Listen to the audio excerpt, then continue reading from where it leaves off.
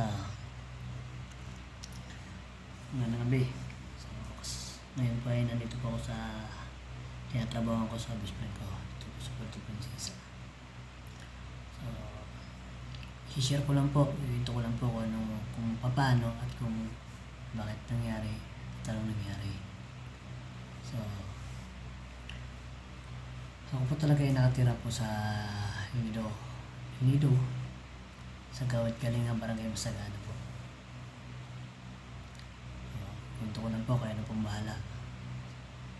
Sa akin po, share ko lang po kung ano po talaga nangyari. Malaman din po. Bago pa lahat, magpapakilala po ako. Ako po si Ryan Divilla, 42 years old. This coming June 18. Sinilang po sa Bugsok, Palawan, anak po nila Nestor at Morena Francisca Divilla po. So, ang papa ko po ay construction worker, ang mama ko naman po ay mananay. So, sa madaling salita po, kami po talaga ay wala pong mamanahin na kahit kapirasong lupa po sa aming mga magulang kung bakit po nagsikap din po kami. Makarating po ako ng El Nido taong 2007. Kasi kung saan po kami nakalipat ito sa Palawan. May Quezon, Puerto, Rio Toba, kung saan sana po, dahil trabaho po ng papa ko construction, kung saan na rin po, ayun din na rin po nag-iisip ko. So, sumunod na rin po sa yapak na aking ama. So, tuloy ko po ang kwento. So, sa 5 po kami kapatid, pangatlo pa ko. Ang sinundan ko po si Vanessa, na nakapangasawa po ng Tagal-Nido. Ito mong Tagal-Nido po. Pamilya Sumaraga po. Anak ni Tatay John tsaka ni Nanay Lydia. Pangalawa po sa magkakapatid. Pangasawa po ni ate. So, 2007, nagsasama na po yung that time yung dalawa sa El Nido. Yung pangunang taon na pupunta ko po ng El Nido.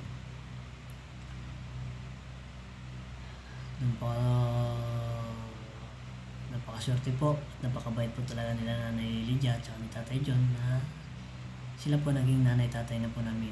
Nagsilbing nanay-tatay namin noong mga panahon yun. Kasi doon na rin po nakatira sa bahay nila. Si Tatay John, construction worker po, foreman din sa Tayo Kalan po Resort. Doon na rin po nagtrabaho. So, foreman po namin siya. So, yun na nga po. Lumipas ang taon. Doon ako nagbotante na po kami doon. So, bali, 3 na po kami doon, magkapatid. Ang bunso rin po namin, nakapangasawa rin doon po. Pamilyang Montimar. Ito mong Tagal-Nido rin, purong Kuyonin. Kuyonon. So, 2019, yun na nga po. Nagbo-boarding na po ako. Galing po ng Rojas, nagkaroon po ako ng Kalibin at taga Rojas po, na Kuyonin din po. So, noong 2018, 2019 po, bumaba po ako kasi nagbo-board na po kami dito sa taas sa boarding house po yung Tumanpil sa may highway. So, Sunto. Bumaba po ako na Nanay Lydia. Yan na po si Glenn, yung panganay, na electrician din po, kasama po sa electrical. So, yun na po, itinuro ni Nanay na nasa munisipyo daw. Kasi na, bakit hindi ka mag-apply doon? Kasi nandun si Glenn, inquire kung paano maging beneficiary. Makabil po ng pabahay po ng Gawad Kalinga, baka nga po matanggap. So, natuwa pa ako. Kasi matagal ko na po tagang pangarap na magkaroon po ng sariling bahay. Tsaka saan ka pa ba makakita? Pag natrabuhan mo lang na libre, 1,500 hours, makapasayo ng bahay. So, yun na po, pumunta ko ng munisipyo. Hinanap ko si Glenn. Nakita ko si Glenn po, dahil may mahihayin nga po. Tayo lang po. Tinanong ko siya kung nakapag-impera siya. So, wala pang araw, hindi alam ko saan nalapit. Ako pa nagtanong, medyo malakas din panog natin yan. Tsaka taga napaka-desidido po rin ako magkaroon ng sarili pong bahay. Parang po, timing naman po na pinagkaloob din po talaga siya ng Panginoon. Siya po kasalubong ko, maka-encounter ko. Napakabait po ng taong ito na naging nanay po namin, si Nanay Mercy ng Pamplona. So, kaya po ako sa kanya, Ma'am, paano po makapag-apply po para magiging beneficiary po ng pabahay, kasi yung pabahay daw po sa Gawad Kalinga sa Kalan. Sabi niya, magkano maging lang kayo? napakaswerte naman po, in-assist din po talaga kami. So siya rin po na po sa amin na okay, pumunta na, dumiretso na kayo ng Kalal kasi nag-umpisa na doon ang bayanihan. Maglagbo kayo doon para pasok na agad yung oras nyo. So siya po na nag-post, napakabait po na eh. Ang nanay na yan, tao na po yan. Salud pa ako dyan. So yun na po, pumunta po kami ni Pareglin doon. Trabaho na, nung araw na rin yun. So lagbo kami, trabaho tuloy-tuloy. Isang linggo lumipas. Yun na, dahil thankful din po ako at napaka-bless ko rin po na binigyan po ako ng skill ng ating Panginoon na magiging isang all-around skill po. Carpentry, mason, electrical, plumbing, welder po. So, dahil po natutunan ko po sa mahal kong ama. Sa papa ko po na foreman din po. Construction foreman po din po. Yun po, hanggang sa pagkalipas po, one time po, aksidente. So, nakilala na po ako nila Tito Bitik, engineer, Noli, mga builders, kasi may mga builders din po na sinasahuran po ng kumpanya. So, bali ang pabahay po na yon, awarded po ng Berjaya Company. So, God bless po sa Berjaya Company na may bukal na kalooban po magbigay po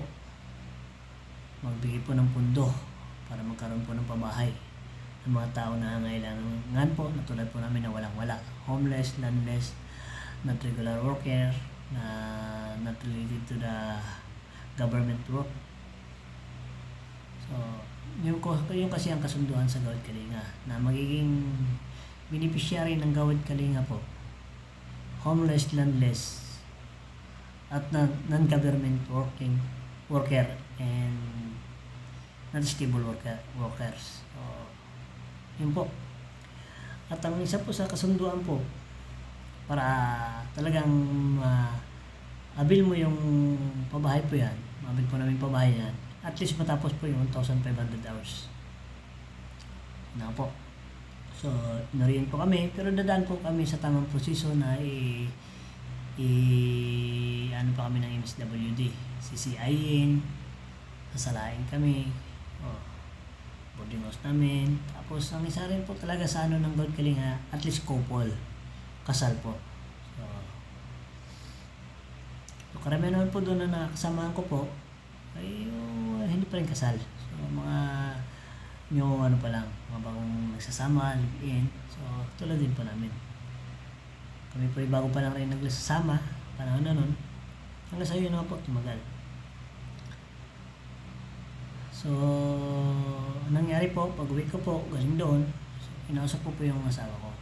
Inakasama ko, Ma, so, kung okay lang sa'yo, matagal ko na itong pangarap na magkaroon ng sariling bahay. Yun ang sabi ko sa niya, na, Ma, magtanda na tayo. Ilang taon na ako sa construction, pero kahit may pisong duling wala pa ako naiipon para magkaroon tayo ng lupa't bahay. Ito na ang panahon. So, kailangan natin magsakripisyo.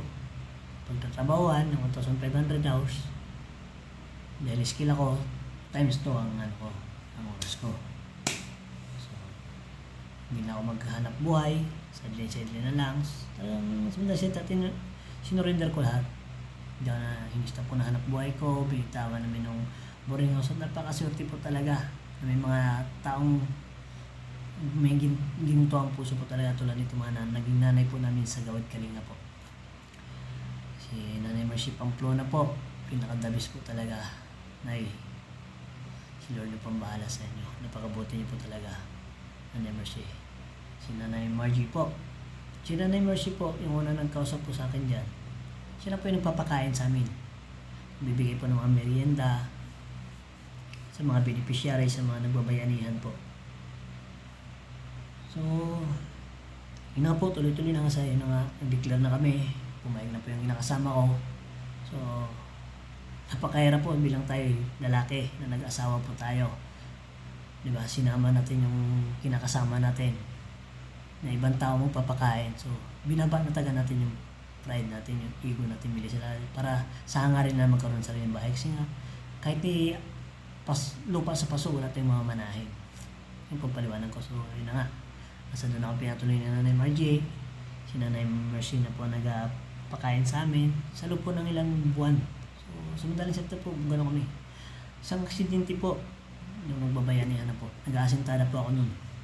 Pataas na po, nakapatong na po sa scaffolding. May isa pong tito na sa all beneficiary po na lumapit po kay Tito Bitik, nagtanong po kung sino ba raw ako, ano ba raw ako. So, sinabi ni Tito Bitik, kasi the time nung kilala na ako ng engineer, kilala na ako ng lahat na skill ako. So, pligan na taga-desidido, ganda ka-interesado. Kaya gano'n kasi yung sipag, lahat nandun na. So, pag sabi niya si Ryan Di Villa, beneficiary. So, nagulat yung isang tito.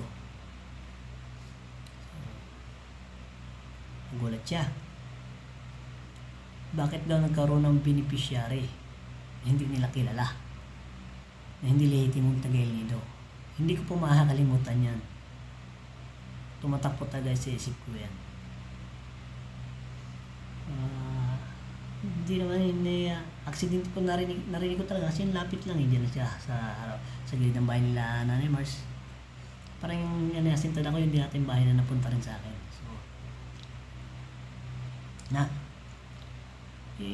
Medyo na bad trip ako na pero okay lang. So, ayun na di ba, nakuha niya yun. Hanggang sa natapos namin ng oras ng 1,500 hours ng almost 6 months ata o 6 months, hindi ko na matandaan. Kasama ko po yung partner ko. So, nagtatrabaho po kami dyan. Night and day. Umabot pa ako na alas 12 hanggang alaw ng madaling araw po. Hanggang sa umalis po yung mga builders kasi nga bitin na po sa budget, bago sa pong budget. So, turnover na po ng mga builders. So, sometimes ito po, sa akin po itinurnover. Pagiging leader o foreman po. Kasi nga ako nakakitaan nila na may alam, na marunong. So, thankful po talaga ako sobra sa mahal nating Panginoon na bigyan po ng kakayanan ng gano'n. So, proud naman po ako na yun po sa akin, tinanong ko sa mga gamit, lahat, ako na po ng foreman, ako na po na So, hanggang sa dumating po yung sitwasyon na ito, si Brian Rosasinya, na kumpare ko na ngayon, na, isa rin po siya sa naging masalimot po ang naging sitwasyon. So, kaya ito po yun. Kasi sa 1,500 hours, yun po yung kasundan ko. Sino po yung makakatapos ng 1,500 hours? Yun po yung unang ma-awardan pag kami natapos ng bahay. So, madaling sita, natapos po namin bahay. So, may 5 po ata o 6 na ano. Pero ako po tapos na ang oras ko noon. So, pangatlo po ako sa nakatapos na oras. So, sa hindi inaasahan po, umalis po yung partner ko. Pinakasama ko ng Maynila. So, dahil na nagdadalang tao na po, lagi na po siyang mainit ang ulo sa akin. So, umalis ng Maynila, iniwan ako. So, ganun pa rin, tuloy pa rin. Kahit na umiyak ako, masakit man, tuloy pa rin ang obligasyon sa gawad kalinga. Tapos ng oras ko, pero tuloy-tuloy pa rin.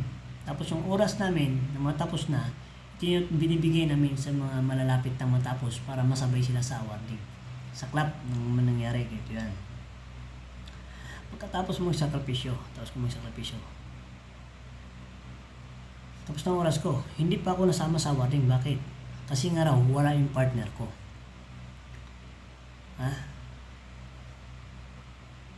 Wala yung asawa ko, kinakasama ko.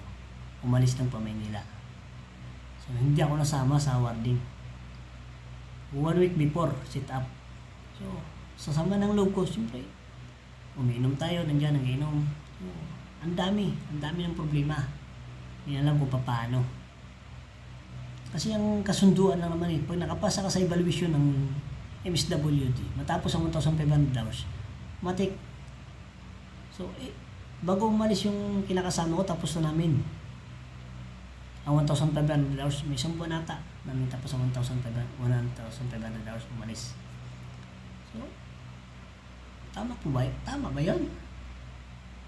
Hindi man na sila nag-isip na baka sakaling bumalik. So, sama ng loob ko, iniiyak ako, tapos nag-awarding na. So, ito nangyari. Sa sama ng loob ko, takainom din talaga. Plano ko talaga sirain ng awarding. Kahit kayo naman siguro, kung sa inyo yan. Pinagkatiwala, nagsakripisyo kayo, lahat, ginawa nyo, ikaw pa nagpurman, tapos ng oras mo, tumulong ka pa sa ang oras mo, binigay mo dahil tapos ng oras mo, ang oras mo pag mo, binigay mo na sa mga ma-awardan, pagdating niya na, hindi ka masama. So, nasaan ang katarungan? Diba? So, okay. So, madaling salita, wala naman nangyari. Napigilan nun mga kabataan. So, salamat sa mga kabataan talaga. Tsaka wala rin naman siguro sa good sa palad natin na makapanakit o makadiskresya ng tao. Dala lang talaga ng sama ng loob, sobra. So, natapos ang warning, wala nangyari. Lumipas uli ang pangalawang warning, hindi pa rin ako nasama. So, si Brian Rosasinya ganun din. Pa rin nasama. Ako ang nagpost talaga kay Brian kasi bakit hindi siya masama? Kasi nga ang tatay niya nakatira sa GK. Pero ilan sa mga na-awardan doon na may mga kamag-anak na rin sa GK. Isa kasi sa ng kasundo ng GK. Bawal ang magkamag-anak na maging beneficiary. Si Brian, naging official na yan ng kabataan, God Kalinga. Nung panahon, buhay pa si Tatay Tony. Nung doon siya nakatira, wala pa siyang asawa. So, nag-linter na yan, nag-ano na yan ng kabataan.